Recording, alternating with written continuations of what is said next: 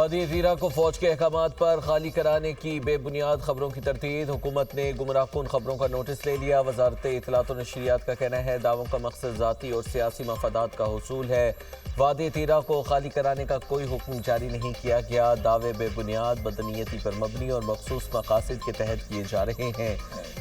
ان دعووں کا مقصد عوام میں خوف و ہراس پھیلانا ہے۔ دعووں کا مقصد عوام میں سیکیورٹی اداروں کے خلاف غلط معلومات پھیلانا ہے۔ قانون نافذ کرنے والے ادارے صرف دہشت گرد عناصر کے خلاف انٹیلیجنس معلومات کی بنیاد پر کارروائیاں کرتے ہیں۔ انٹیلیجنس بیسڈ آپریشنز میں پرامن شہریوں کی زندگی کے متاثر نہ ہونے کا مکمل خیال رکھا جاتا ہے۔ کارروائیوں کے لیے آبادی کی منتقلی کی ضرورت ہے، نہ ہی ایسا کچھ کیا جا رہا ہے۔ خیبر پختونخوا حکومت کے ریلیف، بحالی اور آبادکاری محکمے نے نوٹیفیکیشن جاری کیا، جس کے تحت 4 ارب روپے کی رقم جاری کی گئی۔ یہ رقم وادی زیرہ کے بعض علاقوں سے رضاکارانہ طور پر آبادی کی نقل و حرکت کے پیش نظر رکھی گئی۔ ڈپٹی کمشنر خیبر کے مطابق مجوزہ رضاکارانہ نقل مکانی مقامی آبادی کی رائے اور خواہشات کی عکاسی کرتی ہے۔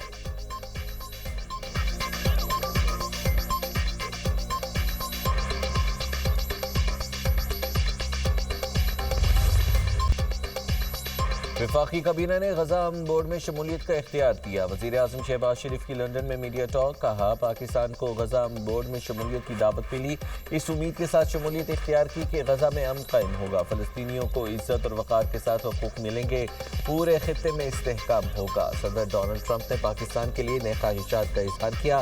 ڈیووس کا دورہ بہت اچھا رہا، MDIMF کے ساتھ ملاقات مفید رہی۔ کرسٹلینا جارجیوا نے پاکستان کی معاشی اصلاحات کو سراہا۔ وزیر اعظم کی لندن میں پاکستانی ہائی کمشنر آمد صحافی کا T20 ورلڈ کپ میں کرکٹ ٹیم سے متعلق سوال، وزیر اعظم نے کوئی جواب نہ دیا۔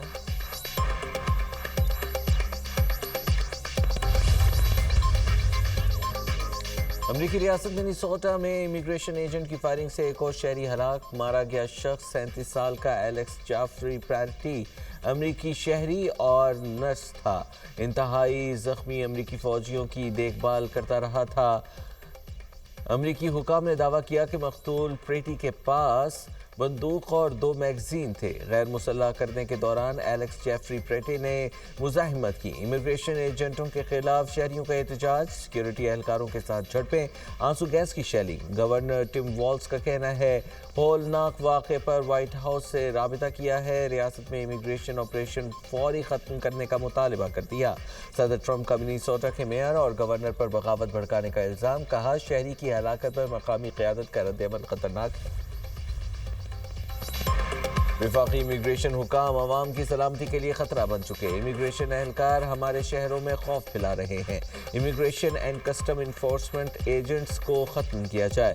Mayor new York Dhahran Mamdani کا منیسوٹا میں فائرنگ کے واقعے پر سخت رد عمل، کہا شہریوں کی جان و مال کی حفاظت ہماری اولین ترجیح ہے۔ ہر شہری کو محفوظ بنانے کے لیے مقامی اور وفاقی تعاون ضروری ہے۔ شہری خوفزدہ ہے، وفاقی حکومت کو فوری نوٹس لینا چاہیے۔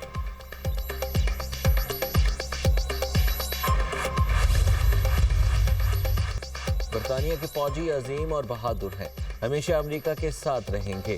امریکی صدر ڈونلڈ ٹرمپ کا برطانوی وزیر اعظم کی ناراضگی کے بعد موقف تبدیل، کہا افغانستان میں مارے گئے 457 برطانوی فوجی بہادر تھے۔ افغانستان میں برطانوی فوجیوں کی قربانی کا جذبہ ناقابل فراموش ہے۔ امریکہ اور برطانیہ کا تعلق مضبوط اور نہ ٹوٹنے والا ہے۔ امریکی قوم برطانوی فوجیوں سے محبت کرتی ہے اور ہمیشہ کرتی رہے گی۔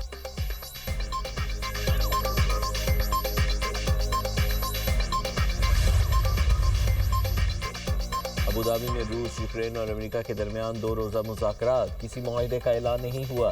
یوکرینی صدر زیلنسکی کہتے ہیں روس یوکرین جنگ کے خاتمے پر تعمیری اور مثبت بات چیت ہوئی، مزید مثبت پیش رفت ہوئی تو 1 ہفتے میں مزید مذاکرات ہوں گے۔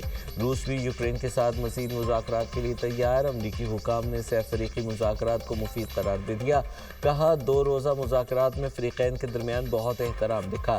فریقین روس یوکرین تنازع کا حل چاہتے ہیں۔ امن معاہدے کی طرف پیش رفت کے لیے روس یوکرین مذاکرات کا ایک اور دور ابوظہبی میں اگلے ہفتے ہوگا۔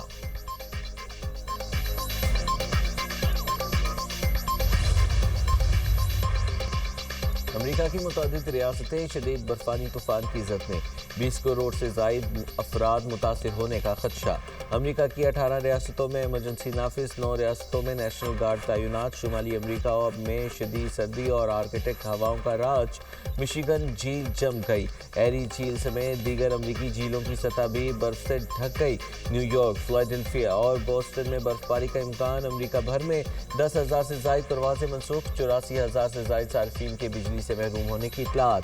نیو یارک کے میئر کی شہریوں کو گھروں میں رہنے کی ہدایات۔ امریکی صدر ڈونلڈ ٹرمپ جنوبی کیرولینا اور ورجینیا کے لیے ایمرجنسی کی منظوری دے دی، کہا ریاستی اداروں کے ساتھ مل کر شہریوں کی حفاظت یقینی بنائیں گے۔ طوفان کی زد میں آنے والی تمام ریاستوں سے مسلسل رابطے میں ہیں۔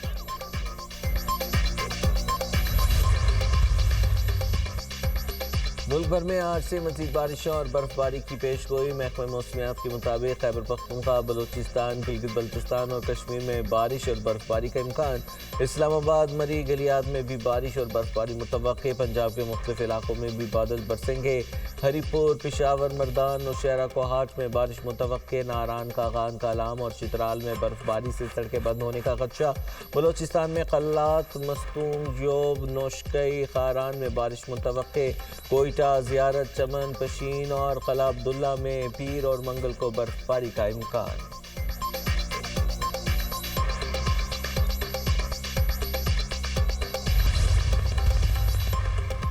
ڈسکا میں المناک حادثہ، تیز رفتار کار ٹریکٹر ٹرالی سے ٹکرا گئی، 2 بچوں سمیت 5 افراد جاں بحق، 1 زخمی۔ جاں بحق افراد کا تعلق ایک ہی خاندان سے ہے۔ ریسکیو اہلکاروں نے جاں بحق افراد کی لاشیں اور زخمی کو ہسپتال منتقل کر دیا۔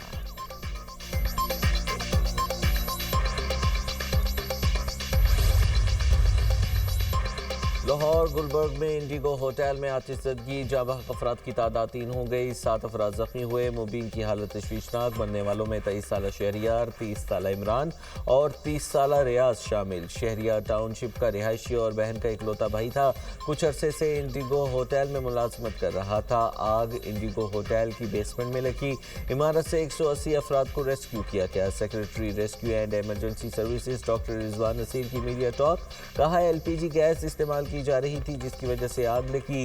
پہلے آگ پر قابو پانے کی کوششیں خود کی گئیں، پھر ریسکیو کو کال کی گئی جس کے بعد آپریشن کیا۔ ہوٹل مکمل طور پر کلیئر ہے جبکہ ریسکیو گاڑیاں محفوظ ہیں۔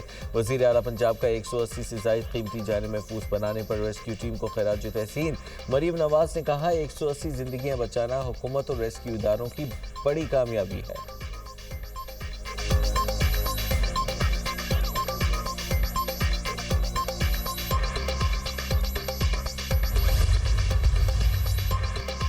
کراچی کے علاقے لانڈھی میں شادی کی تقریب میں ہوائی فائرنگ، گولیاں لگنے سے ایک شخص جاں بحق، دوسرا زخمی۔ پولیس کے مطابق جاں بحق شخص کی شناخت عمر گل اور زخمی کی نصیب اللہ کے نام سے ہوئی۔ فائرنگ کرنے والا شخص گرفتار، اسلحہ برآمد۔ ریسکیو اہلکاروں نے جاں بحق شخص کی لاش اور زخمی کو ہسپتال منتقل کر دیا۔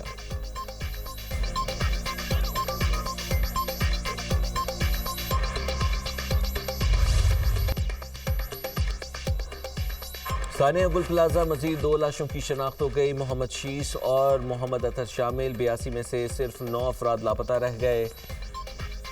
تصاویر اور شناختی کارڈ کی کاپیاں آویزہ کر دی گئیں۔ پولیس سرجن ڈاکٹر سمیہ کہتی ہیں 71 جاں بحق افراد میں سے اب تک 22 کی شناخت ہو چکی ہے۔ 54 لواحقین نے DNA کے لیے نمونے جمع کرائے ہیں۔ گل پلازہ میں ملبہ اٹھانے کا کام جاری ہے۔ عمارت کا 90% حصہ کلیئر۔ سرچ آپریشن کے دوران قرآن مجید بالکل ٹھیک حالت میں ملا۔ المناک آتش زدگی میں قرآن مجید محفوظ رہا۔ ثانیہ گل پلازہ میں آتش زدگی کا مقدمہ نامعلوم افراد کے خلاف سرکار کی مدیریت میں درج، غفلت اور لاپرواہی برتنے کی دفعات شامل ہے۔ FIF کے مطابق گل پلازہ میں حفاظتی اقدامات نہیں کیے گئے تھے، بلڈنگ کی لائٹس اور گیٹ بند کیے گئے تھے جس کے باعث صورتحال خراب ہوئی۔ مقدمے میں کسی کو ذمہ دار نہیں ٹھہرایا گیا۔ FIR کاٹنے کے بعد سیل کر دی گئی۔ ٹیکنیکل اور تحقیقاتی ٹیم کا گل پلازہ کا دورہ، مختلف دکانوں سے مزید DVRs برآمد۔ DVR سے ویڈیوز ملنے پر آگ لگنے سے پہلے اور بعد کی صورتحال کا جائزہ لینے میں مدد ملے گی۔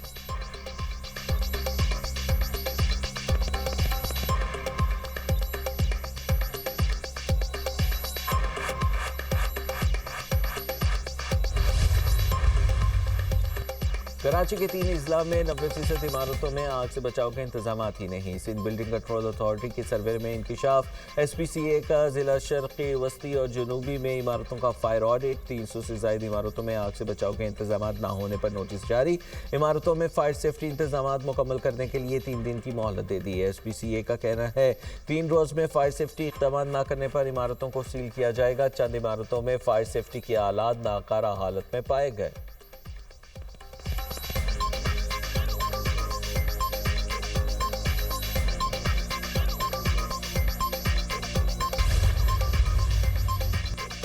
نئے وزیراعظم اسحاق ڈار کا دورہ متحدہ عرب امارات۔ یو اے ای سے $3 ارب قرض پر بات چیت جاری۔ پاکستان رقم کو سرمایہ کاری میں تبدیل کرنے کا خواہش مند۔ یو اے ای کمپنی کے ساتھ پاکستان میں سرمایہ کاری پر بھی گفتگو۔ اماراتی حکام $1 ارب کے رول اوور کے لیے پاکستان سے پہلے ہی رابطے میں تھے۔ یو اے ای $1 ارب کے بدلے پاکستان کی کمپنی کے کچھ شیئرز حاصل کرے گا۔ اس کے بعد $1 ارب کے واجب الادا رقم ختم ہو جائے گی۔ باقی $2 ارب کے رول اوور سے متعلق بھی اماراتی حکام سے بات چیت ہوگی۔ اسحاق ڈار کی دبئی میں چیئرمین اتصالات جاسم محمد بو عطابہ الزابی سے ملاقات۔ پاکستان اور متحدہ عرب امارات کے درمیان تجارت اور اقتصادی تعاون کا جائزہ۔ سرمایہ کاری میں اضافے کے امکانات پر بھی غور کیا گیا۔ ترجمان دفتر خارجہ کے مطابق پاکستان میں اتصالات کی جاری سرگرمیوں اور زیر التوا معاملات پر تبادلہ خیال کیا گیا۔ نائب وزیر اعظم کا نجی شعبے اور شراکت دار ممالک کی سرمایہ کاری کو سہولت فراہم کرنے کے عزم کا اعادہ۔